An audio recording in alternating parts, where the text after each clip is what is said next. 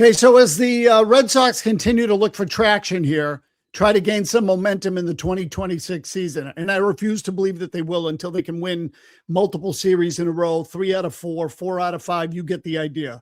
Baltimore comes into Fenway Park tonight. We'll see what happens after the Red Sox took 2 from the Guardians.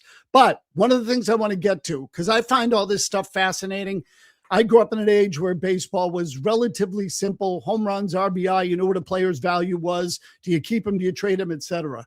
Everything now is turned into a stock market, a financial market, and Major League Baseball has complicated the process and frankly has brought me to the stage where I think teams overmanage it, overthink it, put more value on the economic side of it than they do on the actual baseball side of it. So it has become a contest in seeing who can manage their team the best, not to see who can win the World Series. So are the Dodgers spending the most money? Yes. Well, it's easy for them to win. I don't care. They win. That's the point. That's the whole idea, which brings us to the Red Sox. And a couple things I want to get to today through some research I've done here over the last couple of weeks, or last week, really. And I should say, when I talk about research, I'm also talking about how the Red Sox run their organization, whether or not they use scouts in the minor leagues. They don't, at least above A ball. That's right. They do not scout AA and AAA players. Those evaluations, for the most part, are made on paper through analytics and through data. So that is really that to me is concerning. And then you add in the fact that, for example, their big league staff right now is extremely inexperienced. Not a single one of the guys who were brought up to replace Alex Cora and the offensive staff had any sort of experience coaching in the major leagues. Few, if any of them, had experience playing in the major leagues, which is all a convenient way for Craig Breslow to look at them and say, I played in the big leagues, you didn't, so don't challenge my point of view. I think this is really what Breslow was built, as an operation of which he has full power and doesn't necessarily communicate or cultivate the opinions and offerings of other people. It's kind of scary, actually.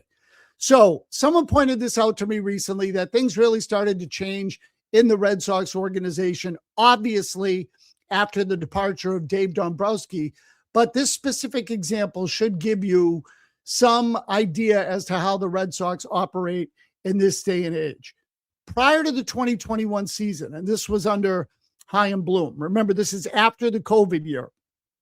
The Red Sox went out and signed Hunter Renfroe to a 1-year deal worth $3.1 million. He had been with the Tampa Bay Rays. He'd been injured. His performance that year was dreadful. I want to say he batted like 152. So the Red Sox went out and said, well, this guy's a better player than that. So they signed Hunter Renfroe to a 1-year, $3.1 million contract. And here's what they got: a 31 homer, 96 RBI season in which Renfroe's WAR was 2.4. Now, let me stop here for a second, because I don't typically use WAR a lot, but I think we're going to use it now because it illustrates how teams look at the players. Obviously, WAR is wins above replacement. Generally speaking, in Major League Baseball, from what I've been able to determine, WAR is worth about $9 million per WAR. Ballpark, give or take. People say 7 to 10, et cetera, whatever. There's a range depending on position. Pitchers, it's worth a little bit more than hitters, et cetera. But let's call it $9 million. So if you take 2.4 and multiply it by 9 million, the number comes out to 21.6 million. So, and this is how they're doing it. The Red Sox looked at Hunter Renfroe and said, well, he was worth 21.6 million to us. We only paid him 21.6, and we only paid him 3.1. That's a surplus value of 18.5. We won big on this player, and they literally break it down player to player. There's very little thought given, I think, to how it all fits in terms of the baseball part. So 18.5 million, pretty good game. Okay, so after 2021, Hunter Renfroe was eligible for arbitration. His salary was probably going to double or more. That number came in at about 7.6 as it turned out. Still, had the Red Sox stayed at 7.6 million and decided we'll get another year out of Renfroe, because if he comes close to that, we'll come out way ahead. They projected that his numbers were going to drop and that he wasn't going to be the same player. So they traded him to the Milwaukee Brewers. Now, I want you to think about that for a second, independent of what they got back. The Red Sox looked at Hunter Renfroe under Chaim Bloom at the time and said his surplus value is going to drop just on the salary alone. If he plays and has the same year, the surplus value will still be around $14 million. But we don't think he's going to play at that level. We're going to unload him now. And they traded him for Jackie Bradley Jr., who came back to the Red Sox for a short stint, if you can remember that. And they took some money back on with Bradley in the process. So Jackie Bradley Jr., David Hamilton, and a minor league third baseman named Alex Benellis, who never panned out with the Red Sox, had been projected by some to hit for some power and play third or on the corners, and maybe hit some home runs.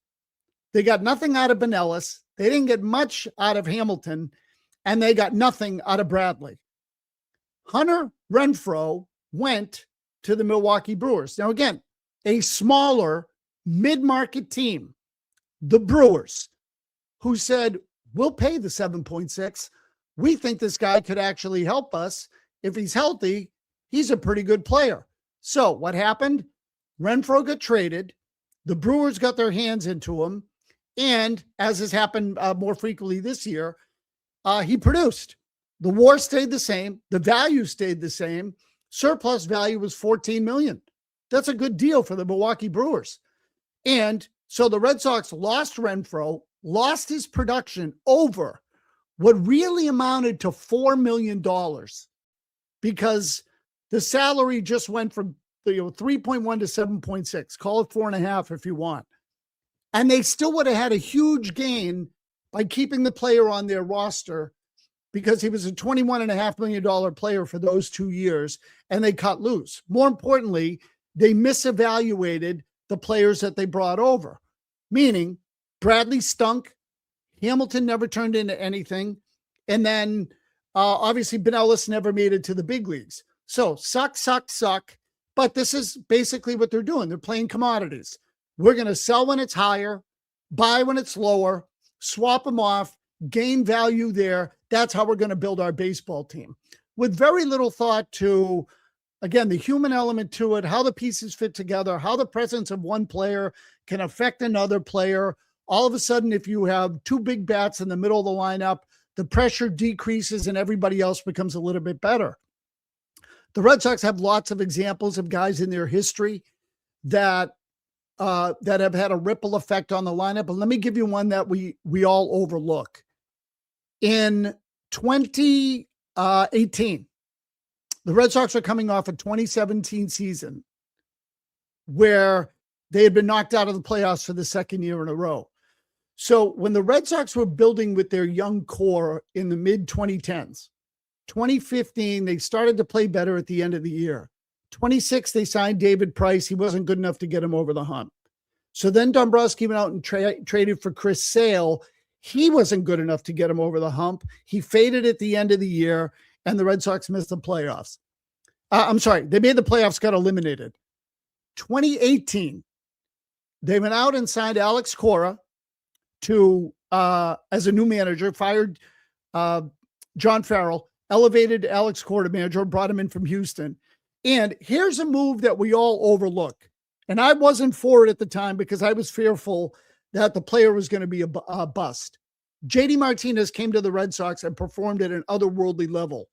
So as much as we talk about the Red Sox winning when Alex Cora became the manager, the biggest acquisition on the field for that team that year was JD Martinez, who had really developed and blossomed as a hitter, became sort of a guru in the clubhouse in terms of his hitting acumen, rubbed off on some of the other players, et cetera, et cetera. You know the whole story.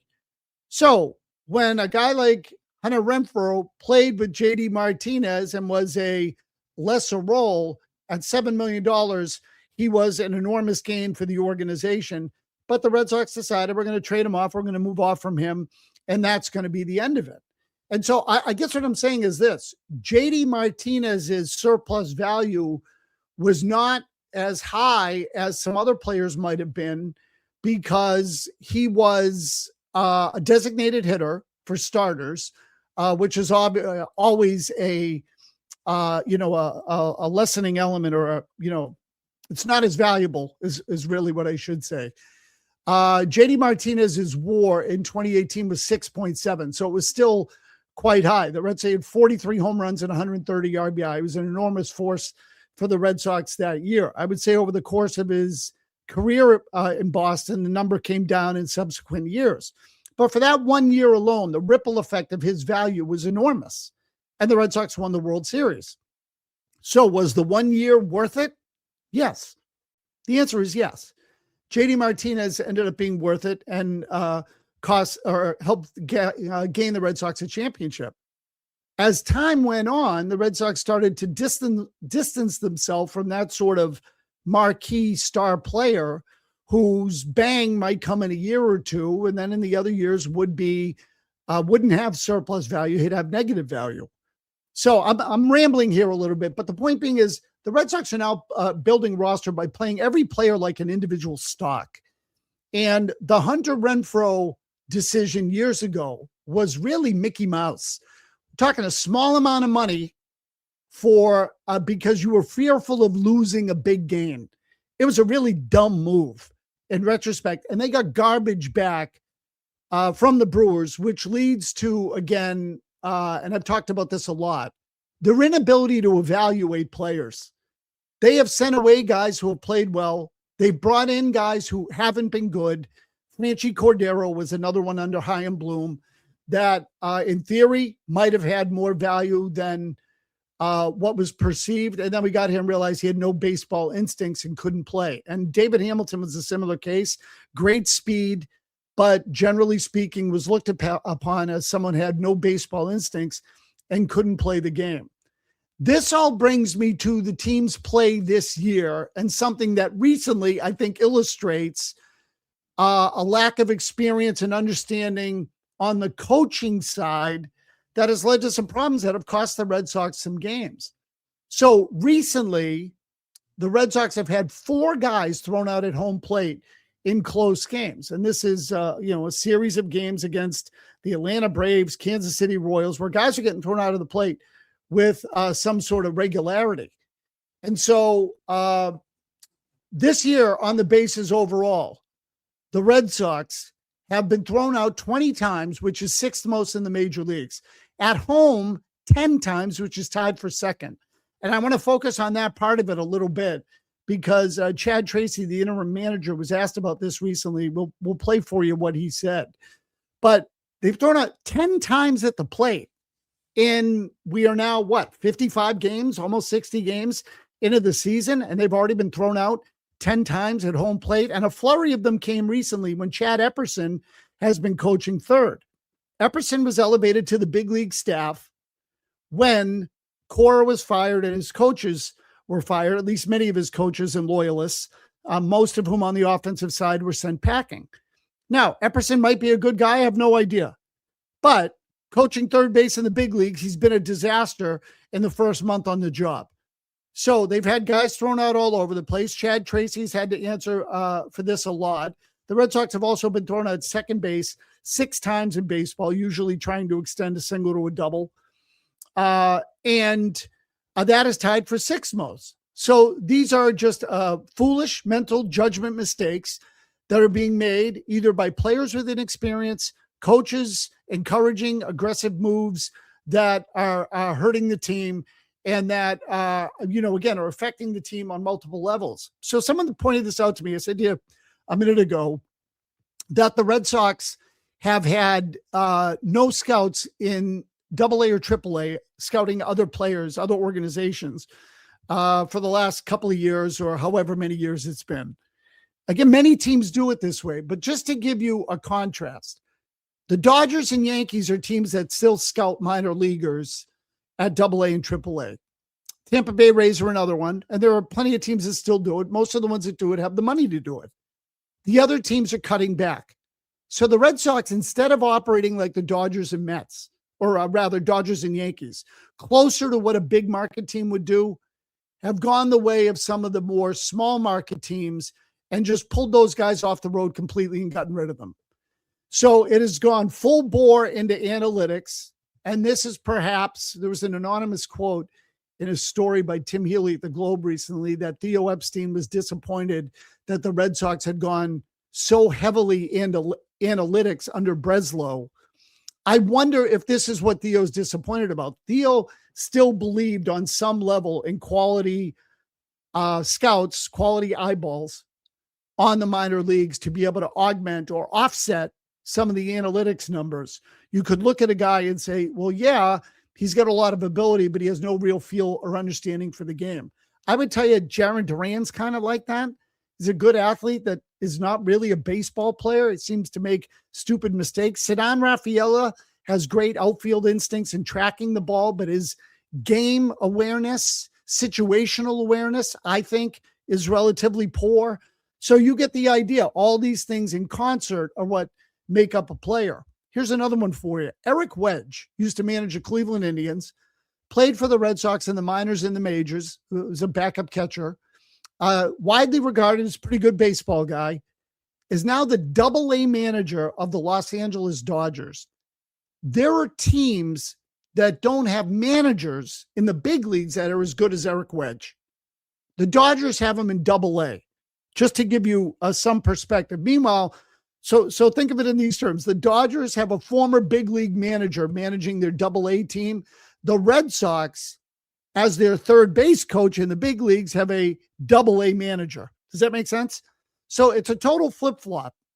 And I think Epperson has cost the Red Sox certainly some runs, maybe some games at third base. And you want to say a game here, a game there, you add them all up, the Red Sox have probably blown how many games this year? 5 or 6? You flip those, they're over 500. You flip half of those, they're 500. And so those losses are costly.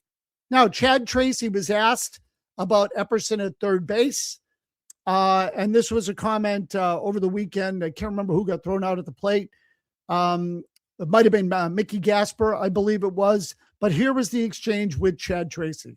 What did you think of the send with Mickey? It was aggressive, obviously. I think, the combination of that, like it looked like Mickey maybe slowed a little bit going into third, and then give credit to another perfect throw right on the money to get him. So, obviously I know the score and everything, but yeah.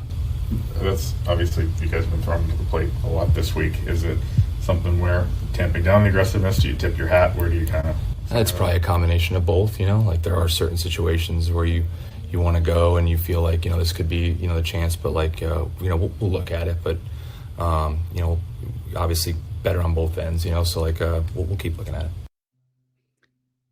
Okay, so one of the things that's interesting here is that when he was thrown out in Cleveland, I'm pretty sure it was Gasper, he was thrown out by Angel Martinez, who has one of the best arms in baseball. And this made me wonder, did Epperson understand the situation he was getting into? Or do you have a guy that was so inexperienced at the position that he completely either panicked in the situation and forgot that Martinez can really throw, or he's just going to be aggressive all the time? The Red Sox haven't been scoring. Whatever it is, it was a stupid decision. He was thrown out easily. And so these are the kinds of things now that I think are popping in where the Red Sox don't have a lot of game experience.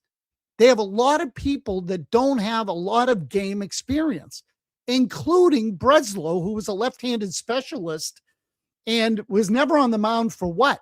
More than, an inning tops in his big league career.